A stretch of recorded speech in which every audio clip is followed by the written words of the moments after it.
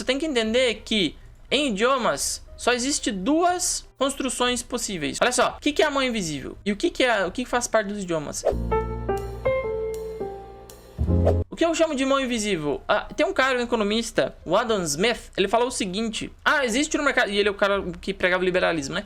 O Smith. Ele falava assim: existe no mercado uma mão invisível que regula o mercado. Isso lá da economia. O que era a mão invisível que regulava o mercado? Basicamente ela. Quando você quer vender o pão, o que você vai fazer? Você vai dar o preço do pão. Aí você coloca lá 5 mil reais um pão. Ninguém vai comprar, você vai ter que baixar. Pra você continuar sobrevivendo, você vai ter que baixar. Você vai baixando o preço do pão até alguém falar: eu compro esse pão aí. E você vai lá, ele vai lá e compra de você. Agora, somente os ricaços vão comer pão? Ou seja, você consegue sobreviver somente vendendo pão pra gente rica? Não. Então você vai ter que baixar cada vez mais o preço do seu pão para ele chegar a um preço acessível. Quando você chegar no preço acessível à grande maioria das pessoas, você descobriu o preço ótimo, digamos assim, da sua mercadoria. E aí você vai comprar alguma coisa no mercado e essas coisas que você vai comprar, as pessoas estão fazendo a mesma coisa. Elas estão ajustando o preço conforme aquelas pessoas que vão comprando. É a lei da oferta e da demanda. E ele diz o seguinte: quando você tem um mercado que não é regulado por nada, ou seja, não tem nenhum mecanismo por trás dele, você tem uma mão invisível que regula, ou seja, é a oferta e a demanda que regula o mercado, que o preço vai se ajustar conforme o bem que você está vendendo. Vinhos caros serão vendidos, né? Vinhos, né, para pessoas elegantes, pessoas que têm muito dinheiro, aqueles vinhos envelhecidos em barcos e não sei o que, vão ser vendidos mais caros porque somente pessoas com muito dinheiro vão conseguir comprar. E o pão, que é um bem comum, vai ser vendido mais barato. Isso aí é o que ele idealizou. Idiomas, existe exatamente essa mesma mão invisível que organizava o mercado. Essa mão invisível organiza frases. E você precisa conhecer qual é essa mão invisível. E qual é essa mão invisível que organiza a frase? Ela sempre está por trás de qualquer frase, como a mão invisível do cara lá do Smith está por trás de toda a relação comercial, ou seja, oferta e demanda. Por trás de cada frase de qualquer idioma existe a mão invisível, que é a estrutura universal que eu vou te mostrar agora. Só existe duas maneiras possíveis de você falar uma frase em um idioma: A é B ou A faz B. Apenas essas duas estruturas constroem todos os idiomas. E é assim no português, assim no inglês, assim no francês, no italiano, no mandarim chinês, no japonês, que é o idioma que eu estou aprendendo agora, no russo, no espanhol, em qualquer idioma que você for, você sempre terá uma estrutura que dirá A é B ou A faz B. Exemplos no português dessa primeira construção: A é B. Alice é professora. Ana é uma menina. Bob é um cachorro. O vento é frio. O tempo é quente. E aí, sucessivamente. A é B. Você está colocando alguma coisa dentro de uma categoria, tá? Então essa é a primeira coisa. Para você falar sobre as coisas do mundo que estão à nossa volta, você vai ter que usar uma dessas estruturas. A é B ou A faz B. Exemplos no português. Eu tô dando exemplos no português porque aqui embaixo tá cheio de exemplos em vários idiomas, tá? E a gente vai por eles em outros idiomas daí. A faz B. Exemplos do português de A faz B. Maria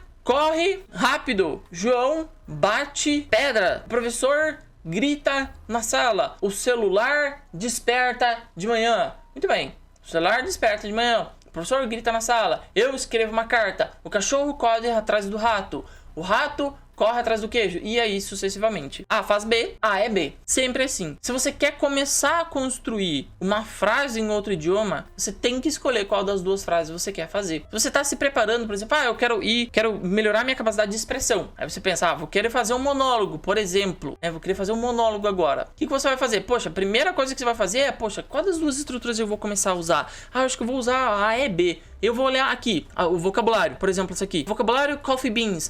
Coffee beans are brown. Coffee beans são marrons. Grãos de café são marrons. I can roast my coffee beans. Eu posso torrar meus grãos de café. Coffee beans are brown significa A, é, B. E essa aqui, I can roast my coffee beans. A faz I can roast, eu posso torrar. A faz B, eu posso torrar meus grãos de café, tá? Em português, para quem não fala inglês, e depois a gente vai entrar nos outros idiomas também. Esse que eu só tô usando como exemplo. Coffee beans, grãos de café. Grãos de café são, no caso eu tô usando mas a gente pode usar o são, obviamente é o plural. Grãos de café são marrons. Eu posso torrar os meus grãos de café, que é a estrutura de baixo, certo?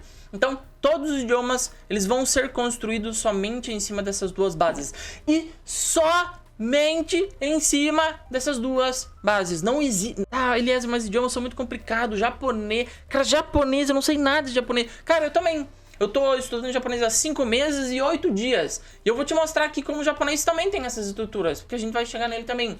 Mandarim tem essas estruturas. O espanhol tem, o italiano tem. A gente vai ver isso aí agora. Vamos dar uma olhadinha nessas estruturas, como é que elas funcionam. Porque não basta eu te falar, ah, o negócio tá presente em todos os idiomas e eu não te dizer que ele está presente. Tá? E eu não te mostrar, não te provar que ele está presente. Então, aqui, eu escrevi alguns dos idiomas que eu sei e eu vou te provar por A mais B, que essas estruturas estão presentes, e eu vou daí te dar esse PDF aqui, que vai servir como um auxílio para que você se baseie nesse PDF aqui, e quando você for treinar as suas frases, construir as suas frases, você comece escolhendo a estrutura certa e criando frases básicas no começo, mas entendendo a lógica por trás, do idioma. A é B, A faz B, e você escolhe e já começa a construir suas frases. Só lembrando, tá? Isso aqui é uma das partes, Saber e conhecer essas estruturas universais é uma das partes de você começar a construir frases, tá? Não basta você saber só disso.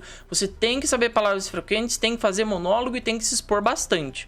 Tá bom? É a junção desse quadrado aqui, ó, desses 4 pontos, que faz você construir boas frases, tá? Não é você ler bastante livro de gramática. Eu não conheço uma pessoa que leu mais gramática do que eu. Não conheço. Só da língua portuguesa, eu lembro uma vez que eu tava falando com um professor de língua portuguesa. Eu falei, ah, quantos livros você leu de gramática da língua portuguesa? Eu li uns 7, de cabo a rabo. 7 bons livros, grossos, né? Inclusive aquele Bordeaux lá em cima, esse grande aqui, que tem mais de 1.200 páginas. É um que eu li, de cabo a rabo. Só no português. Em inglês eu li mais uns 7, italiano 2, mandarim chinês eu li 4, e aí sucessivamente. Agora eu acabei de terminar meu primeiro livro de gramática que eu li, eu gosto de ler, em japonês, porque eu gosto. E eu tô te dizendo que você não precisa, tá? Você não precisa. Por que eu leio? Porque é um hábito, eu gosto, tá? Então vamos lá.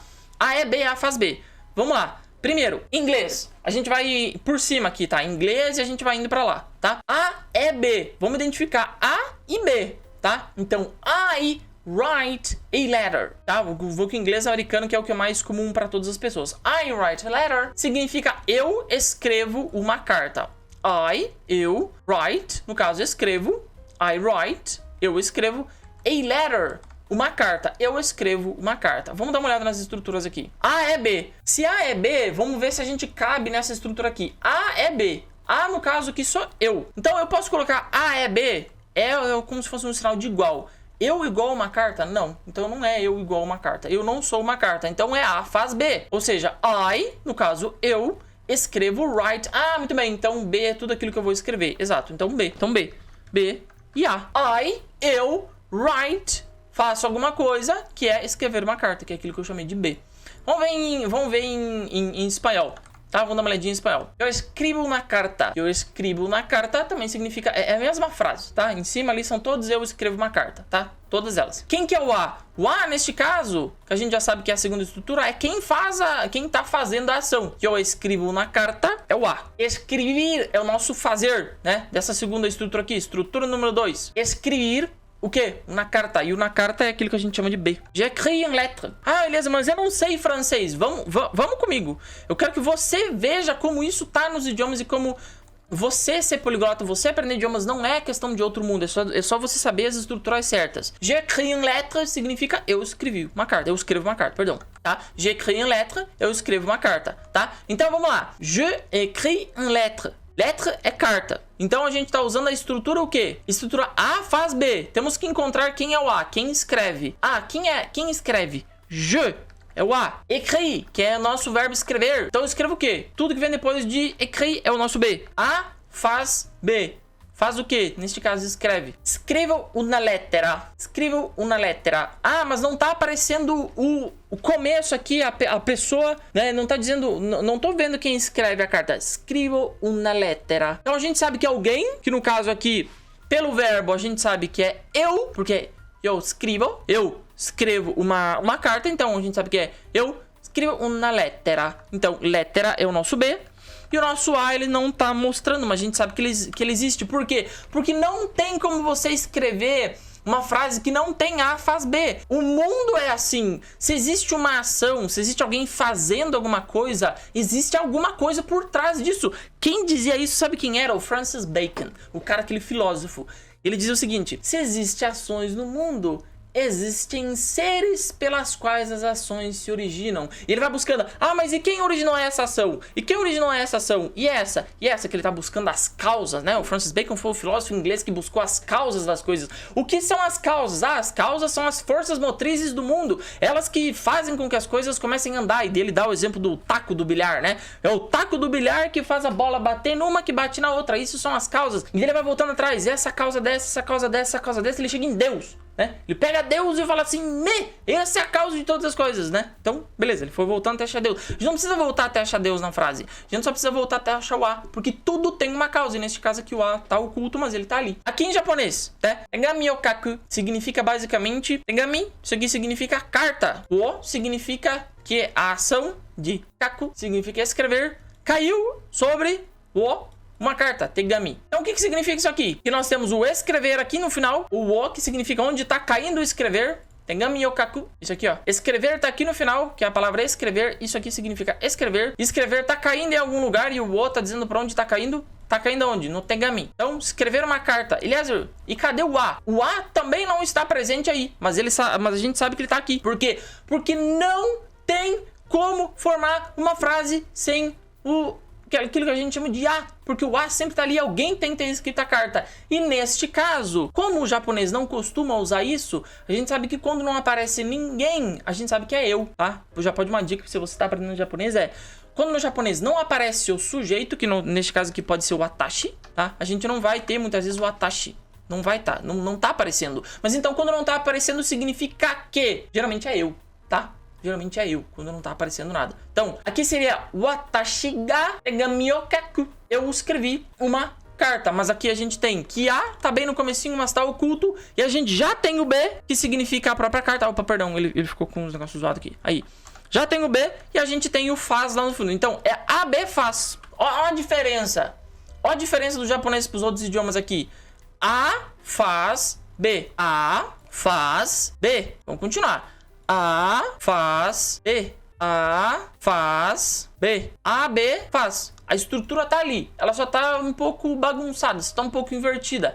E aí eu vou fazer só um parênteses rapidinho. Abre parênteses. No japonês a ordem não importa. A ordem das palavras não importa. Se você sabe onde estão os elementos principais, isso é importante, tá? A ordem importa pouco, tá? Ela importa pouco. A única ordem que importa é o verbo tem que estar lá no final e as palavras que modificam outras tem que estar na frente, tá? Mas, por exemplo, sujeito, verbo, adjetivo, não existe ordem, não existe ordem inversa ou não. A única ordem no japonês é verbo no final e as palavras que modificam as outras tem que vir antes, tá? São as únicas ordens importantes. Mas como você tá vendo aqui, A, B, faz. Só isso aí. Tá? Então a gente tem uma aqui com faz.